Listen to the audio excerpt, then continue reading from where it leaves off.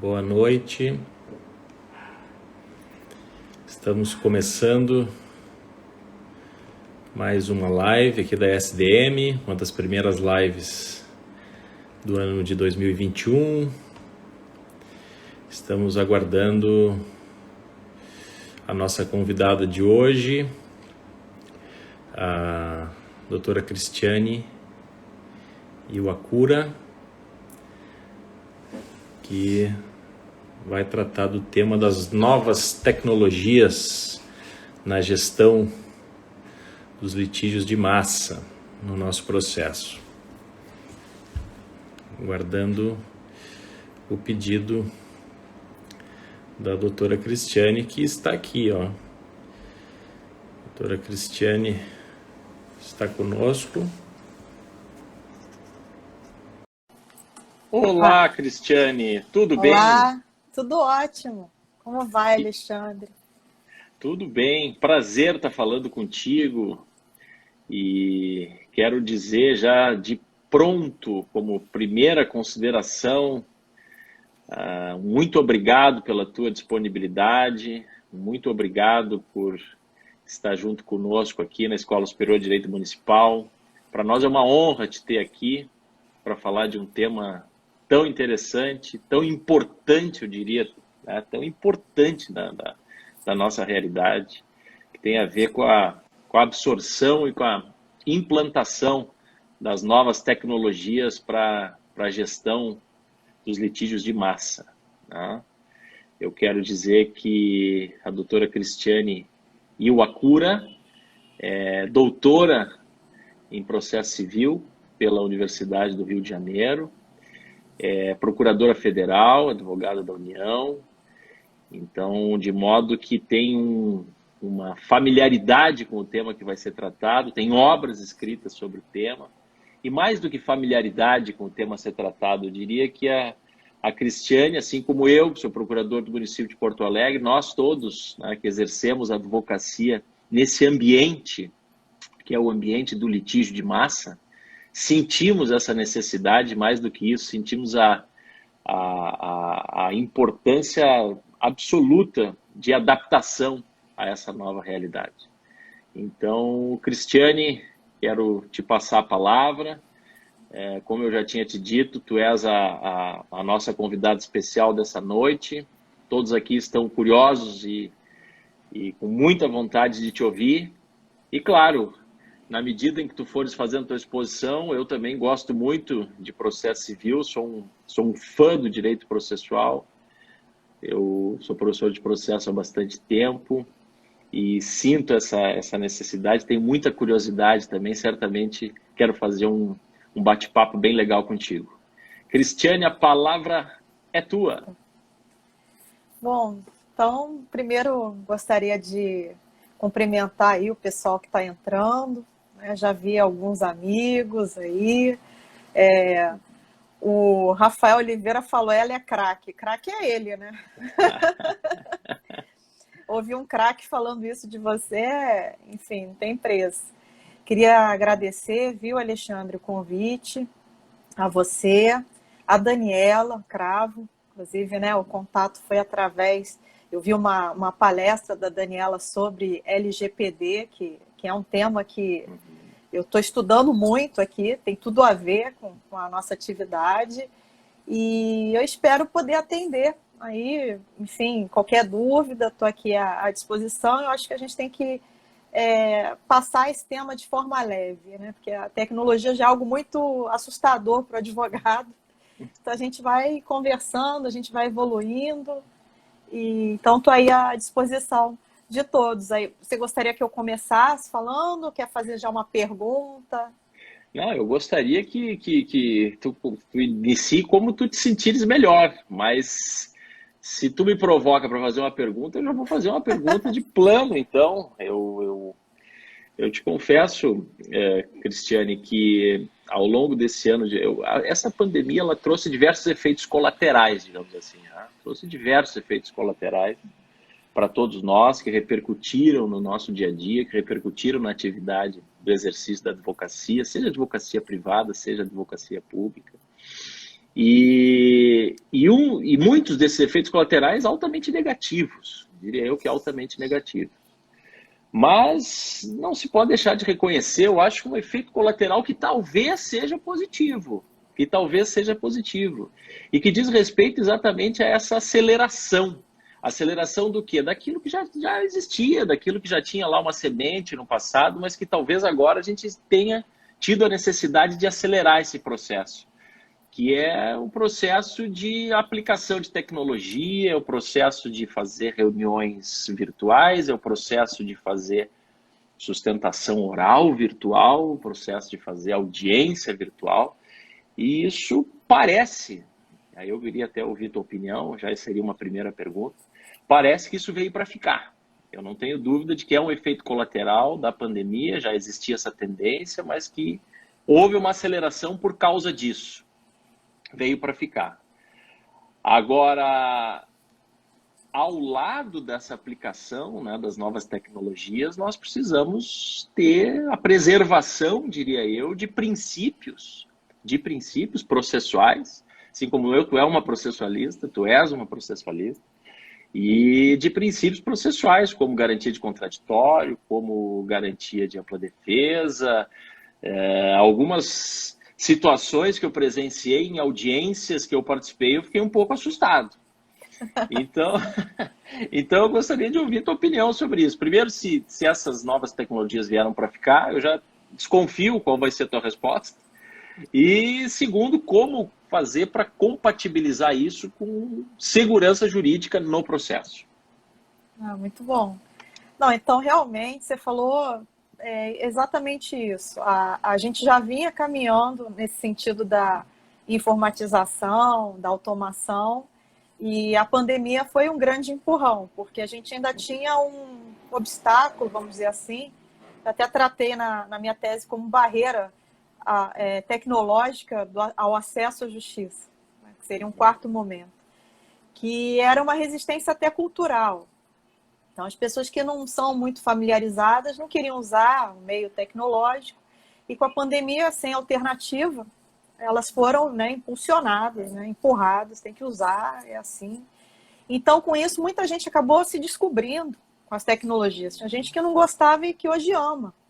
É simplesmente aquela coisa do banho de água fria, né? Você, às vezes tem um medo de entrar ali, mas depois que entrou, acostumou, você não quer sair mais. Então, esse momento foi muito interessante, e isso também a gente percebeu no movimento também com relação aos atos normativos, que a gente também não tinha tanta regulamentação, e a gente começou a ver aí o CNJ se movimentando para regulamentar, para tentar uniformizar, colocar ordem, né? Porque cada um saía lá do seu jeito, né? Implementando seu sistema, e a gente foi se profissionalizando cada vez mais. Então, hoje a gente está num nível de excelência que a gente não tinha há exatamente um ano atrás. A gente evoluiu demais em um ano. Então, isso que você falou é importante. Isso tem a ver com a sua segunda pergunta, que é com relação às garantias processuais. Então, como a gente ainda está num movimento, né, de transição, a gente ainda não consolidou. Ainda algumas coisas não foram bem alinhadas. Tem muita coisa que ainda está, né, nessa fase aí de adaptação, vamos dizer assim. Então, a gente vê muita videoconferência, né? O pessoal não respeita a oralidade como deveria, né, ser respeitada no presencial. Tem gente que acha que, por exemplo, apresentar memorial gravado é igual a uma audiência. Não é. Você não tem a questão do convencimento imediato, né? O olho a olho, aquele olho no olho com o juiz, né? Você tem só um documento. Então, assim, tem coisas que a gente ainda tem que caminhar e ajustando. Isso aí, o Alexandre, seria um assunto só para uma live, assim, só falar sobre essa questão aí das garantias processuais é algo muito denso. Então, eu percebo esse problema de um atropelo também, com relação às prerrogativas do advogado, né, dele querer sustentar, dele querer apresentar provas. Até que ponto o meio eletrônico ele é suficiente? Então, eu vejo o pessoal aí apanhando no sistema para juntar anexos, Você não consegue juntar um anexo só, você tem que quebrar em vários arquivos, porque o máximo suportado são 2 MB, então você vai dificultando ali a vida do advogado, vai tornando ali, né, uma gincana, e ele não consegue ter o mesmo acesso que ele teria no presencial. Quando a proposta da tecnologia é substituir o meio presencial e ainda trazer várias vantagens, melhorar, então não é dificultar. Então, esse é um papo aí que a gente tem que ter muita coisa envolvida. O primeiro momento que a gente teve com a informatização, lá por volta da Lei 11.419, por volta do 2006, assim, foi um ano bem... 2006 foi um ano bem interessante. Né? A gente teve a emenda 45, que criou o CNJ, veio essa lei da informatização. Então, nesse contexto que a gente começou a caminhar para a informatização. E aí eu me lembro bem que a gente, como advogado, assim, ainda lá no início, né, advogado público, a ferramenta que a gente usava era só processamento de texto. Você não usava inteligência artificial, nada. Você só substituiu a máquina de datilografia, só isso. O resto era tudo igual. Então, a gente foi caminhando no sentido de perceber, falar, poxa, peraí, aqui tem uma planilha de Excel. Vamos usar essa planilha de Excel para organizar aqui os processos? Pô, tem um filtro legal, vamos usar esse filtro? Então, o pessoal foi percebendo a tecnologia e hoje a gente tem o uso intenso da inteligência artificial. Depois, até não sei em que ordem que eu posso falar isso, mas hoje a gente chegou ao ponto de ter lá o Sapiens, que é um sistema tão avançado. O Gabriel, não sei se está ainda aí assistindo, que ele falou que estava entre aqui o jogo do Flamengo e o Inter. A gente tem essa concorrência. Bom, o jogo é um pouquinho mais tarde, o jogo é às 9. Então vai seguindo aí, Gabriel, vai vendo se eu estou falando besteira. A gente tem sistemas lá que fazem uma filtragem de processos interessante. Você vai fazer uma peça, ele tem inteligência jurídica de falar qual é o precedente aplicável, qual é a jurisprudência, coisa que a gente lá no passado apanhava. Eu perdia muito tempo ali no papel procurando, né, precedente. Eu me lembro de trabalhar, Cristiane, com mala direta. Tu lembra disso? Mala direta ou tu nem lembra dessa questão da mala direta? O Word tinha uma função, tinha uma função no Word, me lembro quando eu fui estagiário da Caixa Federal. Nome, e ele faz um monte de ofício igual com o mesmo nome, né? O pessoal usava eu me lembro que a gente fazia agravos de instrumento, assim, as pencas, usando a mala direta, mas era já uma grande evolução. Imagina agora, né? É um modelão, né? Que você sai preenchendo os campos, né? As macros, e ele gera... Então, isso aí é maravilhoso. A gente ainda usa isso hoje para certificado, para emitir certificado, mas a gente está melhorando. Então, assim, esse movimento aí da integração do advogado público, né, com a tecnologia é algo que a gente ainda não chegou num ponto ideal. A gente está caminhando para isso. Então, outro trabalho que eu tenho, que eu falo sobre isso, é sobre um novo papel do advogado público. A gente já tem que começar a pensar em se adaptar às novas realidades, para a gente não ser engolido por elas. Então, tem muitos colegas que falam, poxa, já tem robô, eu não vou ter mais função. Quer dizer, vai ter? Claro que vai. Porque quem é que vai alimentar o robô? Quem é que vai dar as informações para o robô? Quem vai fazer o link entre a realidade e a tecnologia? É o advogado, ele continua sendo necessário, mas ele tem que conhecer tecnologia, ele tem que aprender outras matérias que ele provavelmente ainda não tem. A gente não tem na faculdade ainda tecnologia. Eu acho que poderia abrir já algumas, eu acho que até já abriram no Sul. Uma cadeira de processo de tecnologia. Esse é um ponto que eu certamente não poderia deixar passar, e aqui é solto, a gente vai trazendo os assuntos, né, Cristiane? Mas a questão da formação e a questão do treinamento, seja ele tardio, ou seja, um treinamento já pós-graduação, ou seja, um treinamento na graduação, ou mesmo no trabalho que a pessoa exerce, essa questão do treinamento é fundamental, né? Eu lembro que quando surgiu o processo eletrônico, eu ouvi comentários dos mais diversos, do tipo, mas eu não mexo com isso, não, mas eu sou do processo físico, não, e uma resistência enorme à adaptação ao processo eletrônico, né? E trazendo as pessoas trazendo problemas do tipo, mas se cair a internet no último dia do prazo, mas Aí, se nós pensarmos um pouquinho e trouxermos para a realidade do processo físico, e se estraga o carro no último dia do prazo, e se interdita a ponte no último dia do prazo, não vai físico também, né? Você falou exatamente isso. Muita gente fala que o processo eletrônico traz mais problemas e não consegue enxergar que no presencial a gente tem o mesmo problema, né? Isso é diferente. Então, assim, muitas funções vão deixar de existir. Eu estava vendo ontem mesmo uma live sobre isso. E o colega estava lá falando isso. Ó, tem muita função que vai deixar de existir com a tecnologia. Então, um exemplo claro é um servidor que a gente tem que só fazia a carga dos autos físicos. Então, se ele não souber fazer outra coisa, né, que não seja transporte de autos físicos, como é que eu vou colocar ele lá na minha equipe? E ao passo em que eu não tenho um servidor que saiba fazer edição de vídeo.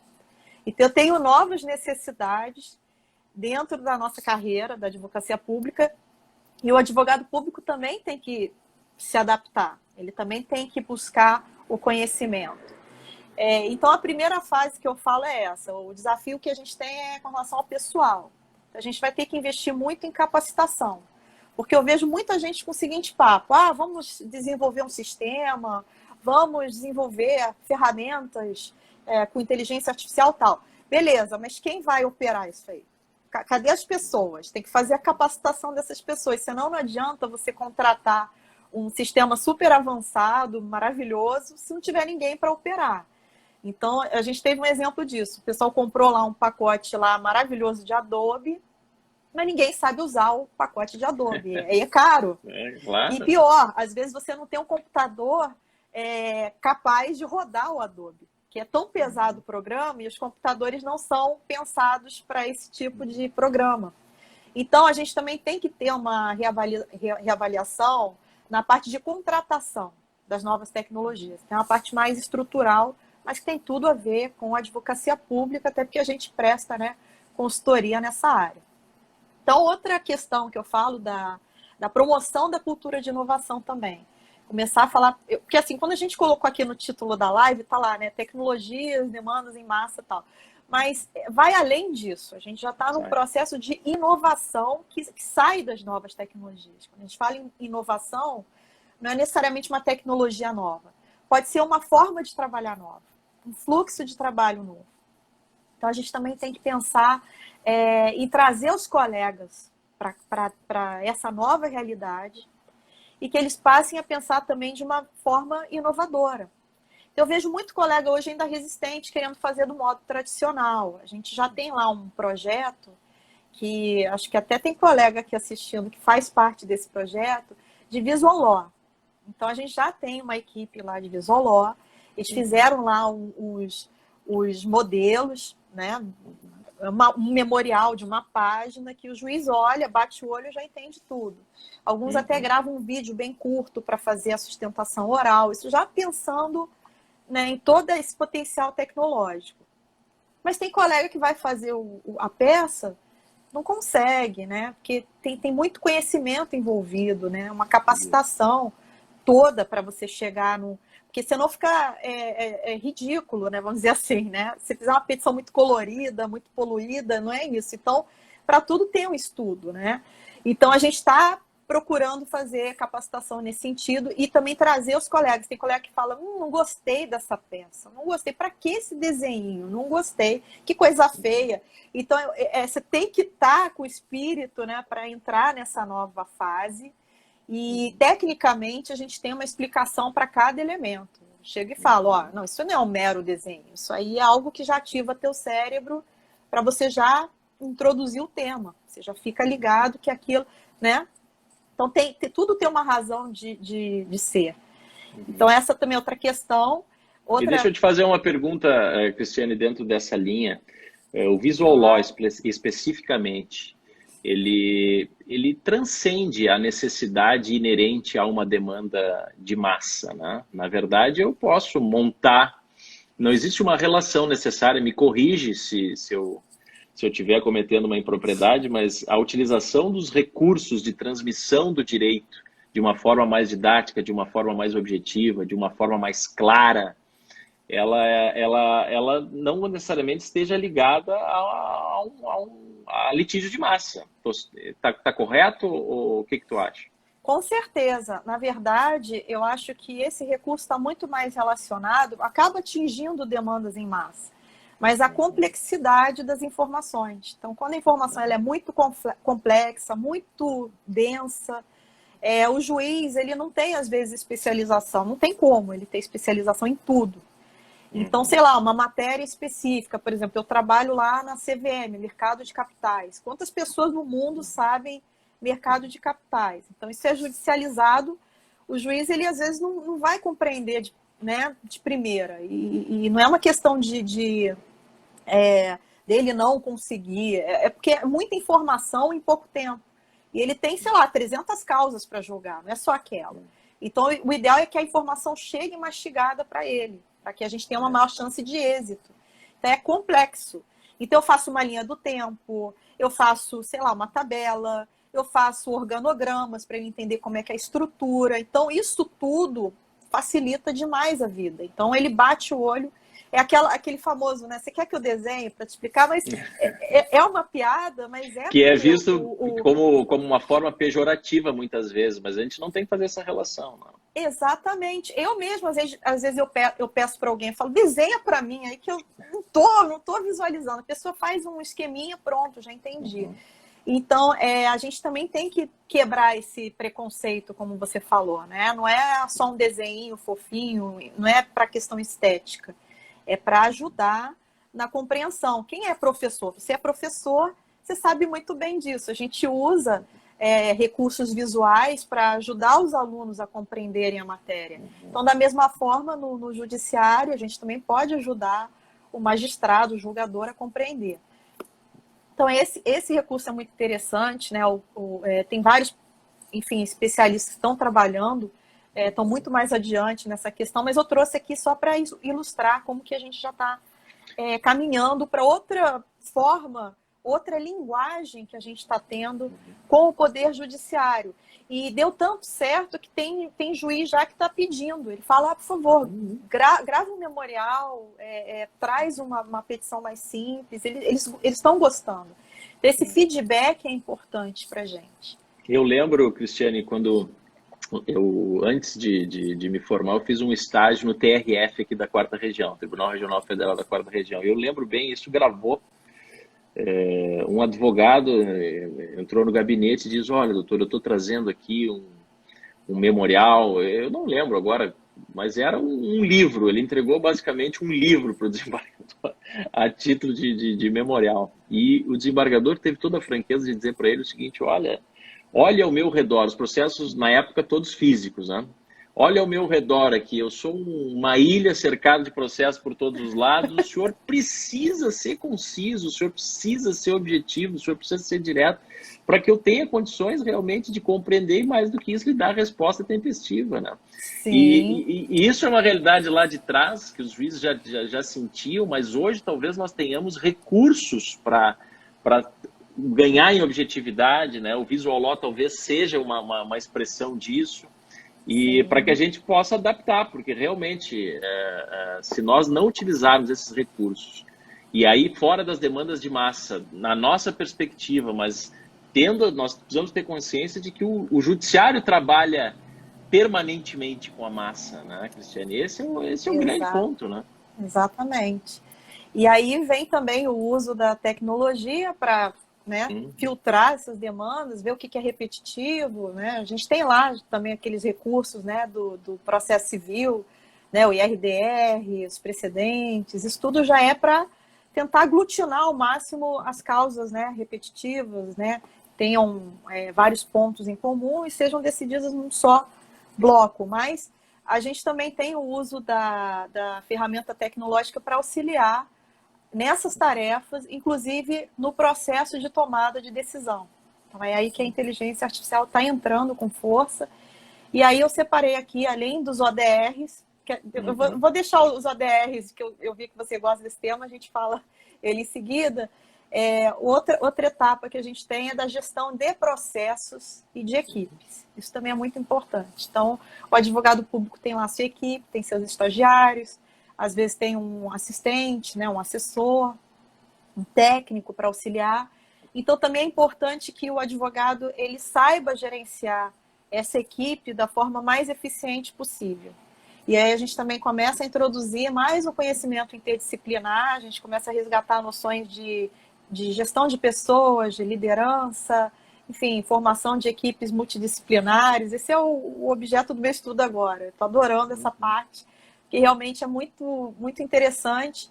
Formar redes de colaboração. Você falou muito bem, quando a gente começa a desenvolver um visual law, tem que ter um relacionamento muito bom com os outros órgãos. Então, é muito bom eu trocar ideia, né? A AGU com a Procuradoria Estadual, com a Municipal. Como é que está sendo aí a experiência de vocês? Falar com o Judiciário, o que vocês estão achando aí do nosso trabalho? Está melhor? Está pior? Ministério Público? É bom manter uma rede.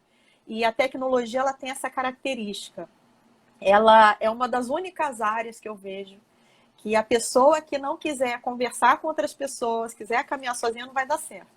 Tecnologia é um procedimento extremamente democrático. Foi justamente por essa razão que se vê a LGPD é fruto de um processo longo, com vários debates, várias audiências públicas, porque a gente tem muito conhecimento interdisciplinar. Então, a gente precisa conversar com outras pessoas de outras áreas para fazer um bom trabalho. Então, essa é uma característica diferente da tecnologia, diferente do direito civil, direito processual. Você tem lá os clubinhos fechados, não tem problema nenhum, dá para ficar o clubinho fechado. A tecnologia é um pouco mais aberta. Esse processo, né, da dialética é muito forte nesse desenvolvimento. E aí, nesse processo aí de gestão, nessas formas de trabalho que a gente tem, nos novos sistemas de gestão de processos, de equipes, aí a gente tem aqui algumas experiências da AGU que eu até já adiantei, né? Tem o Sapiens, que usa essa inteligência jurídica para te ajudar na organização do seu trabalho, na filtragem, na execução de peças. Porque é importante, olha só que coisa interessante, quando eu entrei na AGU, isso aí foi em 2006 que eu tomei posse. No ano que eu entrei na PGM, mesmo ano. Foi o mesmo ano? Mesmo 2006, novembro de 2006. O meu foi outubro de 2006. Quase lá. 9 de outubro, até lembro da data. E aí eu me lembro que quando eu cheguei lá, novinha, tal, o que eu vou fazer aqui, né? Era assim, vai que é sua, procura teu processo. Não tinha modelo, não tinha nada estruturado.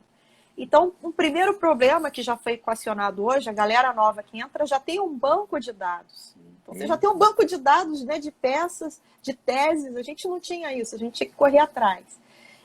Outra questão também, quais são os processos que eu vou trabalhar? Qual é a chance de êxito que eu tenho nessa causa? Eu posso recorrer ou não? E já falando aí do movimento aí dos meios alternativos, a gente também teve uma forte tendência, pelo menos há uns 10 anos atrás, né, isso começou, de falar, olha, não vai recorrer de tudo, você vai perder, então pelo menos, né, a gente começou a ter vários atos autorizando a gente a não recorrer. Então isso também é algo que pode ser colocado numa ferramenta tecnológica, ela fazer lá uma avaliação a partir de dados. Isso aqui tem uma chance de êxito baixa, o crédito é baixo, então aqui você pode dispensar o recurso. Vocês utilizam jurimetria, Cristiane? Sim. Exatamente isso. O pessoal já está caminhando nisso, está em desenvolvimento. A gente já tem algo muito próximo na PFN, a PFN está bem avançada, com relação o rating dos créditos, né? Inclusive, a gente, foi no final do ano passado, se eu não me engano, ou foi no início desse ano, eu estou meio perdida no tempo por causa da pandemia, mas acho que foi no final do ano passado, que teve lá a premiação do Inovare, a AGU ficou em primeiro e segundo lugar. A gente concorreu com a gente mesmo, foi uma coisa muito engraçada. O primeiro lugar ficou com o Sapiens, né, que é esse sistema mais amplo, né, de gerenciamento, e o segundo colocado foi o PGFN Analytics, que é um sistema que faz uma classificação de riscos a partir do perfil dos devedores. Então, eles sabem qual é o crédito que vai ter maior chance de ser executado, qual que eles não vão ter chance. Então, não vai queimar energia para cobrar aquele devedor, vai ter retorno. Isso que tu estás falando, olha, é música para os meus ouvidos. Eu acho isso uma mudança de cultura que é necessária na administração pública, é necessária no âmbito da advocacia pública. Eu tenho absoluta convicção disso, porque existia uma cultura, e talvez lá em 2006, né, vamos voltar lá para o início dos nossos concursos, das nossas carreiras públicas. Lá em 2006, talvez a cultura fosse ainda de que deixar de lado uma execução ou eventualmente não interpor um recurso, isso traria prejuízo, né? Não interpor o recurso ou não ajuizar a execução, custe que custar, mesmo que o crédito seja prescrito, mesmo que seja dar tiro na água, ou seja, eu sei que a capacidade de pagamento do devedor é absolutamente zero, mas mesmo assim ajuizar. Essa mudança de cultura é fundamental no âmbito da advocacia pública. Exatamente. Então, essa predição, né, essa capacidade de antever o que vai acontecer, né, e me parece que a questão da consolidação pelo novo CPC, dos precedentes vinculantes, auxilia nesse sentido, no que se refere à tomada de decisão para interposição de recursos. Isso é fundamental, porque o prejuízo está, hoje, nós temos que ter essa clareza, não sei se tu concorda comigo, o prejuízo está em recorrer sem nenhum tipo de perspectiva, de ajuizar uma execução sem nenhum tipo de perspectiva. É muito melhor evitar esse tipo de atitude. Exatamente. Do que fazer.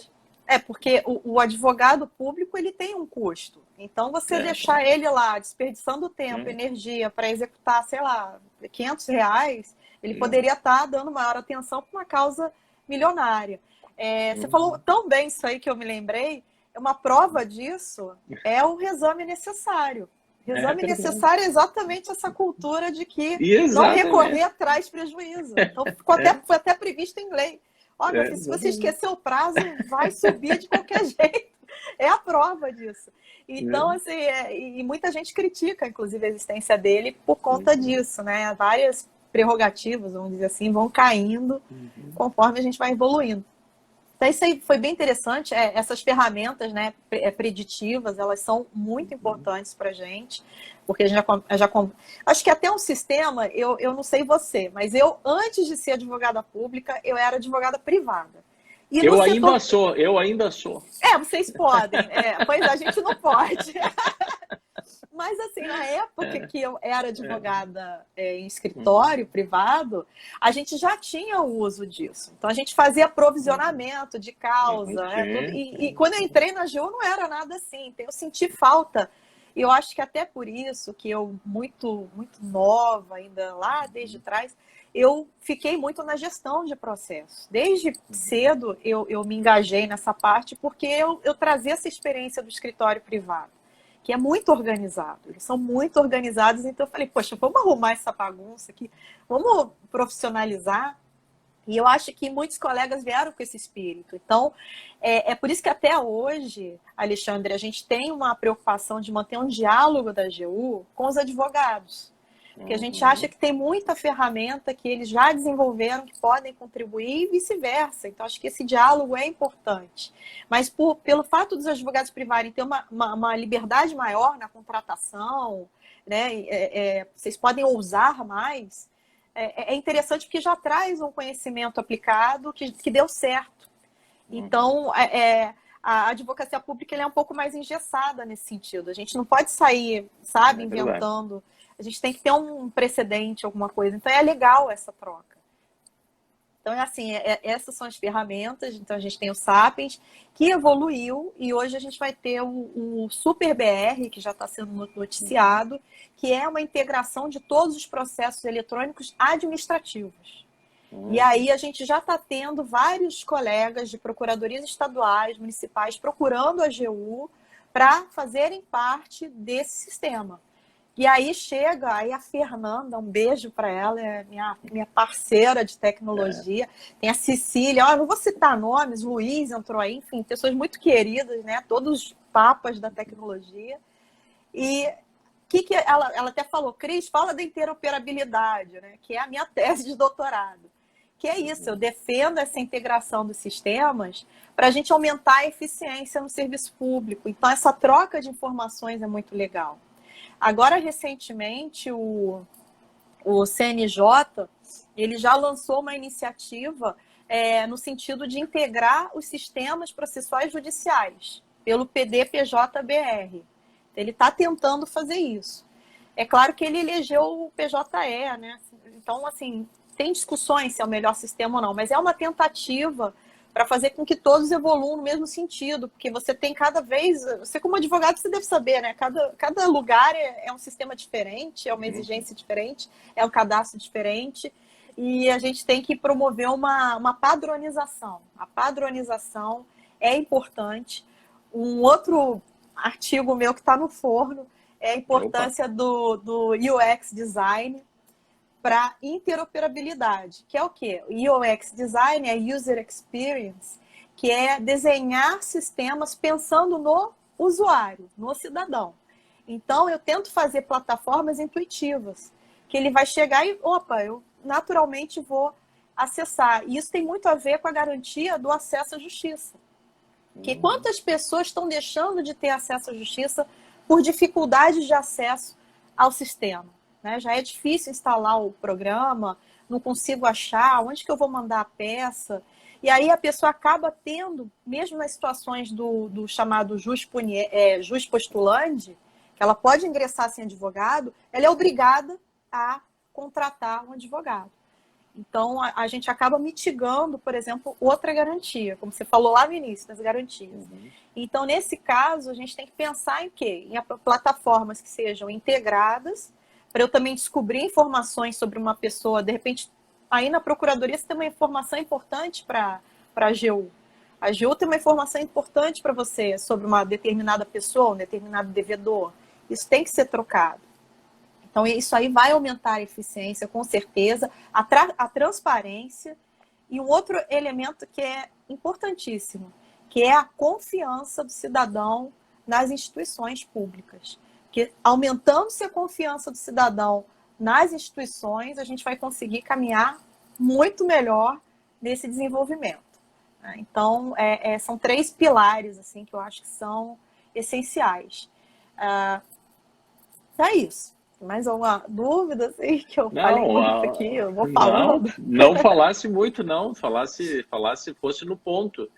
Uma das questões que eu sinto, vamos dizer assim, que os colegas mencionam e que efetivamente a gente, não para uma procuradoria estruturada como é a PGM de Porto Alegre, evidentemente que não com uma procuradoria super estruturada, como é o caso da AGU, né? Mas o que eu ouço e ouvi muito nesse ano de 2020 é a questão do acesso à tecnologia, né? Então, muitos advogados dizendo, mas aqui no interior a internet é precária, mas o sistema de audiência utilizado pelo TJ é um sistema que eu não consigo acessar adequadamente. E fazendo uma analogia banal, né? É algo que a gente está experimentando muito no ensino, tanto no ensino jurídico quanto no ensino fundamental, quanto no ensino médio, né? Qual é a grande discussão hoje que se tem no Rio Grande do Sul? Eu tenho certeza que no Rio deve ser a mesma, em São Paulo. Na verdade, as escolas estaduais, por exemplo, não terem as aulas presenciais fazem com que muitos alunos não consigam ter o mesmo acesso que estudantes de escolas particulares, que têm em casa cada um o seu computador, que tem uma internet adequada, né? Que tem uma orientação adequada, que tem suporte de informática, né? Então, a desigualdade é muito grande. Então, a gente ouve muito aqui no Rio Grande do Sul essa queixa. Essa queixa é muito recorrente. Eu entrei em várias audiências ano passado e os advogados, pois é, doutora, que aqui a internet não pega. Pois é, doutora, vamos esperar o final do ano que vem para poder... Aqui a minha internet não dá conta, porque aqui o meu sistema não dá conta. Quando se fala, então, de testemunha, quando se fala de testemunha, é incrível, porque as testemunhas são, né, dos mais diversos tipos e com características diferentes. Então, pessoas muitas vezes extremamente humildes, pessoas extremamente não habituadas a esse acesso, né? Ao acesso. Então, como, Cristiane, a gente permitir, né, ou como a gente mitigar esse problema da heterogeneidade do nosso país? Isso aí é uma pergunta assim, chave, vamos dizer assim. Uhum. E eu me lembro muito bem de uma fala do professor Ingo Sarlet. Sim, da PUC aqui. Ele falou o uma seguinte, referência para nós. com base na experiência da Alemanha, e ele falou assim, olha, nesse contexto de pandemia, o acesso digital ele passa a ser uma garantia fundamental do cidadão. Entendeu? Então é muito interessante colocar dessa forma. Então a preocupação que o Estado tem que ter de garantir as ferramentas, o acesso ao meio, à internet, porque você falou bem, educação, saúde, telemedicina também está fazendo, o judiciário e vários outros serviços essenciais. Eu fiz um trabalho aqui, eu elenquei mais de 12 sites que tem a ver com a nossa vida, o nosso cotidiano, desde o ICAC, da Receita Federal, até o INSS, em que o acesso praticamente é obrigatório pela via digital. Então, você está, né, praticamente criando um obstáculo para essas pessoas que não têm acesso. Agora, com relação ao estudo da exclusão digital, andei também estudando isso aí, pelo IBGE, nota-se que, de fato, a fatia da população que ainda não tem acesso a celular, computador, é muito pequena. Agora, é fato que o sistema de telefonia ainda é muito fraco, o sistema de transmissão de dados é muito fraco. Eles até têm um estudo já dizendo que em 4 ou 5 anos a telefonia fixa vai acabar.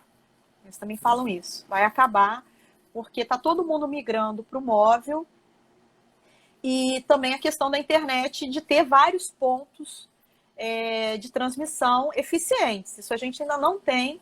Então, muita gente até brinca, assim, que o ideal é a experiência da Estônia. Estônia é o país digital. Falei, mas pequena lá... diferença de tamanho também. Ele é pequeno, ele é tamanho de um bairro aqui no Brasil.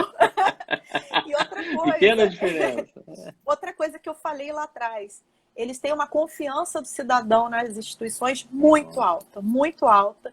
E isso possibilitou que eles fizessem uma rede de colaboração com instituições privadas para prover esse acesso da internet em todo o país, que é um bairro aqui do Brasil, ok? Mas a gente pode, de repente, fazer de maneira regionalizada, por que não? Não sei.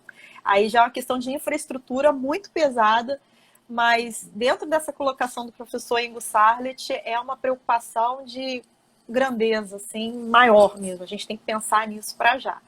Então, essa colocação dele foi perfeita e aí a gente tem que trabalhar nisso, né? Então, Alexandre, a gente tem que escrever muito sobre isso, né? Isso aí vai Temos ser... que escrever. Temos sim. E aí, um outro momento aqui que eu separei para conversar, que já caminhando aqui para o finalzinho, né? Tô vendo o tempo. Isso, infelizmente está voando, tá voando a nossa live. Tá voando, a gente costuma ter... Tá ótimo, 50, 55 minutos aí. A gente está nos últimos 8 minutos. Sim, sim. E o último momento, a gente também está falando sobre a inserção, que também não é bem tecnologia, ela é mais inovação, do design thinking, que o pessoal chama legal design thinking. Muita gente mistura isso com o visual law, tal, não é bem a mesma coisa. O design thinking, ele está mais ligado ao desenho organizacional. E aí eu queria colocar uma coisa. As estruturas mais eficientes, a gente nota, elas são mais horizontais. Essa questão de hierarquia se nota que não é tão boa, tão eficaz para que a gente tenha uma maior celeridade, enfim, melhores resultados. E a isso a gente soma também uma outra ciência que eu já quero colocar aqui. Eu tô jogando para o pessoal se interessar e ir lá estudar, que é muito bacana. Gestão visual. Que eu acho que os advogados já fazem muito. Que é você colocar todas as etapas de um projeto seu, enfim, uma defesa, qualquer coisa, você coloca ali num quadro e você vai andando ela de etapas, desde, né, o que eu tenho que fazer, o que foi feito, né, o que eu preciso fazer. Então, isso também é uma organização mental muito interessante por uma razão. A gente, quando sai de férias e entra um colega no nosso lugar, ele às vezes perde o dia inteiro para entender o que está acontecendo. Então, com esse mapa visual das atividades, ele consegue entender exatamente qual é a fase que está e qual é o próximo passo a ser dado. Então, isso vai incrementar muito a eficiência nas equipes, principalmente na advocacia pública. Eu tinha muito essa dificuldade de substituir alguém, eu ficava que nem aquele meme do João Travolta, assim, tipo, perdido, assim, o que eu vou fazer? E agora a gente tem também novos estilos de liderança, e os advogados públicos, eles também exercem essa função. Eu tenho até um outro artigo também falando sobre o advogado público do futuro, e aí eu falo... Olha aí, ó. Eu falo não li agora, o teu artigo, esse eu gostaria de ler de imediato. Tá para sair uma obra sobre a advocacia pública. Aí, quando sair, eu vou divulgar com certeza. E aí eu falo sobre 4 funções do advogado público que tem a ver com os ODRs, né, que você gosta. O advogado público gestor, o advogado público programador, que é justamente que vai fazer o link entre o sistema informatizado e a realidade, o caso concreto. O advogado público compliance officer, que a gente já pensa mais em prevenção do que, né, em remediar, em contencioso. A gente prefere orientar o órgão assessorado para agir da melhor forma possível e evitar que aquilo vá para o Poder Judiciário. Então, tem essa função do compliance officer. E, por fim, o advogado mediador, que é o negociador, né? Ele vai tentar conciliar, que isso é muito mais eficaz do que realmente também as vias judiciais. Então, esse é um outro papel. Tá lá a Fernanda. A Fernanda tá lá botando ali o link. Fernanda é ótima, gente. Olha só. Pois é. Inclusive, eu e Fernanda estamos organizando aí uma obra que vai ser processo de tecnologia, que vai vir aí, tá maravilhoso, assim. O elenco, assim, que a gente conseguiu ali foi, enfim, espetáculo. E aí, por fim, né, dentro dessa concepção do mediador, a gente tem os ADRs. Então, também é um uso muito interessante da tecnologia. E dentro do que você propôs, Alexandre, a gente também fica muito preocupado com relação a essa formação do consenso. Se isso seria possível através dos meios tecnológicos, né? Eu entendo que sim. Eu entendo que a tecnologia, quando bem empregada, ela serve para qualquer coisa. Então, eu já vou encerrando aqui, que estou vendo que tem só 10 minutinhos para você fazer as suas considerações. Eu já, encaminhando aqui para o final, eu me coloco à disposição de todos aí que estão nos assistindo agora, ou depois do jogo, enfim, né? De forma síncrona ou assíncrona. E também me coloco à disposição lá no meu perfil do Instagram. Eu tenho um site chamado Processo Tecnologia, que eu ainda tô meio ruim de tempo para alimentar, mas tem muita coisa boa lá já, que é www.processotecnologia.com.br. Então, quem quiser, tem muito artigo, tem material lá. E me coloco à disposição para qualquer dúvida, indicação, de bibliografia, o que vocês precisarem. Olha, não dá para encerrar o tema, é muita coisa. Muita coisa. Muita Eu coisa. só posso te agradecer, em nome da Escola Superior de Direito Municipal. Para nós foi uma honra, foi um prazer. Agradeço pela tua simpatia, pela tua disponibilidade, mas principalmente pela tua clareza. Tu não precisou desenhar. Da maneira como tu te expressasse, eu tenho certeza que todos que assistiram entenderam a mensagem que tu desejou passar. Eu acho que esse caminho, que é o caminho da tecnologia aplicada ao processo, aplicada à gestão dos processos, sejam eles judiciais ou administrativos, é um caminho sem volta, absolutamente sem volta. E nós precisamos, acho eu, num primeiro momento, eliminar preconceitos em relação a isso. Nós tínhamos uma primeira fase que eu poderia chamar de uma fase de resistência. Muitas pessoas resistiram, muitas pessoas achavam que não era o caminho, muitas pessoas achavam que era muito difícil, que era complicado, que essa mudança seria uma mudança difícil de adaptar, mas eu acho que essa fase foi superada. Agora nós precisamos superar, eventualmente, preconceitos, né? Entraves do tipo, né? E eu acesso à internet a todos, tu citasse o professor Ingo, que é uma referência para todos nós aqui, que é um orgulho para nós aqui da PUC. Então, é esse tipo de reflexão que precisa ser feito agora, né? Reflexão de vencer barreiras, de vencer preconceitos, de não achar que a inteligência artificial eventualmente vai substituir o juiz, de ter a consciência de que a utilização da tecnologia ela tem que estar adequada ao tipo de processo. Claro que ninguém, numa ação diferente de formação de precedente de um assunto novo, vai querer a adaptação, a aplicação da inteligência artificial, né? Evidentemente que não vai ter a substituição do julgador, ou do advogado público, ou do advogado privado pela máquina, né? Então, acho que o nosso caminho atual é de ruptura de preconceitos. Então, eu creio, tenho certeza que todos entenderam o teu recado, de que todos usufruíram da live, que foi espetacular o tempo. Quando eu vi agora 50, já está estourando o tempo, já passou. Então, quero, em nome da SDM, te agradecer de novo, Cristiane, dizer que esse é um primeiro evento e que certamente nós vamos te convidar para outros. E se tu aceitar o convite, nós vamos adorar. E Obrigada. Te dou a palavra aí para se despedir do teu público. Muitos aí eu vejo que são teus fãs que entraram na live. então te despeça deles. Bom, e um grande abraço a todos. Olha, muito obrigada. Eu também fiquei impressionada aqui com as suas considerações, tá? Eu aprendi muito. Eu acho que foi um diálogo muito produtivo, né? Você como processualista trouxe aí as suas contribuições, foi ótimo. Eu me coloco sempre à disposição de vocês. Também espero vê-los lá, né, em parceria lá com a escola, em breve, em nossos eventos. Mandar um abraço caloroso aí para todos os amigos, né? Amigo não vale, gente. Amigo é assim mesmo. Mas é bom que eu tô com muitos amigos, muita gente boa. E eu gostaria de concluir aqui com a pergunta, né? Eu acho que realmente a tecnologia, a pandemia, ela trouxe uma herança que vai ficar. Muita coisa ruim, infelizmente, muitas pessoas, muitas vítimas, né?